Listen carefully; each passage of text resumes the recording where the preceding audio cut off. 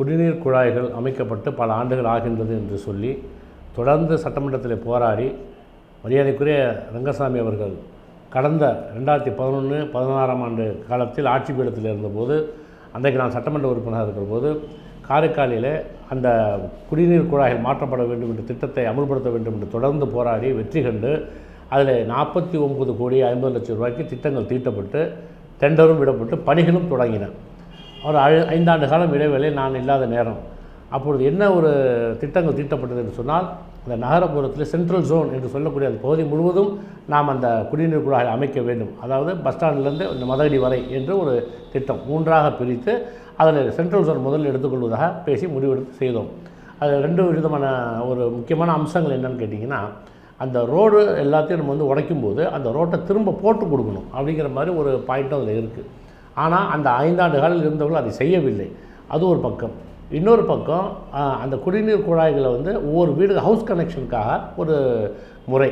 அது house connection சொல்லும்போது அந்தந்த வீட்டுக்கு உரிமையாளர்கள் தான் அதுக்கு அதில் தொகையை செலுத்த வேண்டும் என்று பேசப்பட்டது.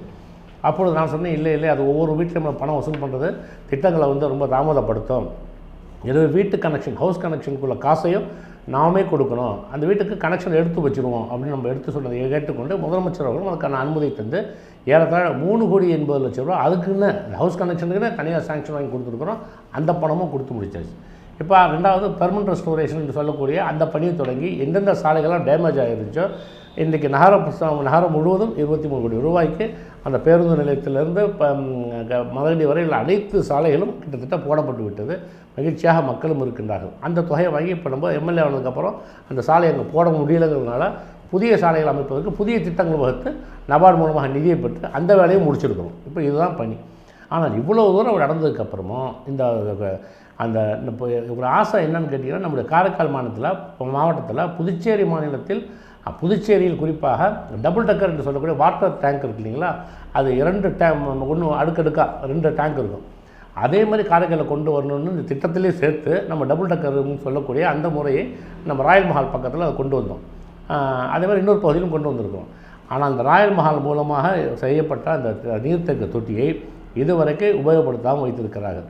இப்போ எங்கே பார்த்தாலும் தண்ணீர் பிரச்சனை நிறைய, சமத்துவபுரமாக இருந்தாலும் தெற்கு தொகுதியில் நிறைய தண்ணீர் பிரச்சனை எங்கே பார்த்தாலும், நகரப்புறங்களும் அப்படித்தான் இருக்குது.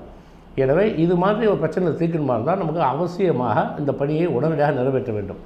மணிகண்டன் காரைக்காலுடைய ஆட்சியர் இருக்கிற பொதுப்பணித்துறையே அதிகாரியாக இருக்கிற போது செயலராக இருக்கிற போது கேட்குற போது 1 மாதத்தில் கொண்டு வந்துடுவோன்னு அவர்கிட்ட எல்லா அதிகாரிகளும் சொன்னார்கள். பிறகு தமிழிசை அவர்கள் நடந்த கூட்டத்தில் பேசுகிற போது 1 மாதத்தில் கொண்டு வருவதாக சொன்னார்கள். இப்பொழுது புதிய தலைமை பொறியாளர் மிஸ்டர் தீனதயாளன் வந்த பிறகு 10 நாளில் செய்வதாக சொன்னார்கள். ஆனால் இதுவரையிலே நமக்கு அந்த குடிநீர் இணைப்புகளுக்கான அந்த புதிய டேங்க் மூலமாக தண்ணீர் சப்ளை என்பது இதுவரை நடக்காமலே இருக்கிறது. அந்த திட்டம் இன்னும் முழுமையடையாமலே இருந்து கொண்டு இருக்கிறது. ஏன்னா இது சம்மந்தமாக எப்போது தான் நீங்கள் மக்களுக்கு அந்த பயன்பாடு கொண்டு வர போகிறீங்க, அந்த வாட்டர் சப்ளை அது மூலமாக கொடுக்க போகிறீங்க அப்படின்னு கேட்கும்போது அக்டோபர் மாதம் கொடுத்துருவோன்னு இப்போ சொல்கிறாங்க. ஏன்னா தொடர்ந்து அவங்க சொன்னது எல்லாமே செய்யாத காரணத்தினால அதை உடனடியாக செய்ய வேண்டும் என்பது எங்களுடைய கோரிக்கை. அங்கங்கே தண்ணீர் பிரச்சனை இருக்குது. ஒரு திட்டத்தை குறிப்பிட்ட காலத்தில் முடிக்கணும். 7 ஆண்டுகள் முடிந்து விட்டது என்பதற்காக தான் நாங்கள் இவ்வளவு அழுத்தம் கொடுக்குறோம். வேண்டாம் என்று சொல்லுகிற கழிவு நீரை இரவு போலாக வேலை நடக்கிறது. ஆனால் வேண்டும் என்று கேட்கக்கூடிய இந்த குடிநீர் பிரச்சனைக்கு தீர்வு காண முடியாத ஒரு சூழ்நிலை நான் இருந்து கொண்டிருக்கின்றேன். எனவே நம்முடைய பொதுப்பணித்துறை அதிகாரிகள் அக்டோபர் மாதம் அது முழுவதுமாக வேண்டுமா எடுத்துக்கொள்ளட்டும். ஒரு தீபாவளி பரிசாக இந்த புதிதாக கட்டப்பட்ட நீர்த்தேக்க தொட்டியிலிருந்து பொதுமக்களுக்கு தண்ணீர் விநியோகத்தை செய்ய வேண்டும். தண்ணீர் பிரச்சனை முழுவதுமாக காரைக்காலில் தீர்க்கப்பட வேண்டும் என்ற என்னுடைய வேண்டுகோளை காரைக்கால் மக்கள் சார்பில் நான் வைப்பதிலே கடமைப்பட்டிருக்கின்றேன். அவ்வளவு தண்ணீர் பற்றாக்குறை காரைக்கால் முழுவதும் இருக்கிறது. குறிப்பாக தெற்கு தொகுதியில் அதிகமாக இருந்து கொண்டிருக்கிறது. அதையும் செய்ய வேண்டும். அவ்வப்போது நம்ம சொல்கின்ற செய்திகள்லாம் பொதுப்பணித்துறையுடைய நீர்ப்பாசன பிரிவு செய்து கொண்டிருந்தாலும் கூட இந்த பெரிய திட்டம் முழுமையாக நிறைவேற்றப்பட்டு ஒர்க்கு கம்ப்ளீட்டட் என்று சொல்லக்கூடிய நிலையை உருவாக்க வேண்டும் என்பது எங்களுடைய கோரிக்கை. இன்னொன்று மாவட்ட ஆட்சியருடைய கவனத்துக்கு நான் கொண்டு வருகின்றேன். காரைக்காலில் இருக்கக்கூடிய காரைக்கால் முனிசிபாலிட்டியாக இருந்தாலும் அதே மாதிரி பிடபிள்யூடி, எலக்ட்ரிசிட்டி, அதே மாதிரி நம்ம ரயில்வே, இந்த 4 துறைகளுக்கும் ஒரு கோஆர்டினேஷன் இல்லை. இவ்வளோ கஷ்டப்பட்டு ரோடை போடுறோம், உடனே உடைக்கிறாங்க. தண்ணீர் கனெக்ஷன் கொடுக்குறோம், தண்ணீர் கனெக்ஷனுக்கு டிஸ்டர்ப் பண்ணிட்டு போயிடுறாங்க, அங்கங்கே உடைச்சிட்டு போயிடுறாங்க.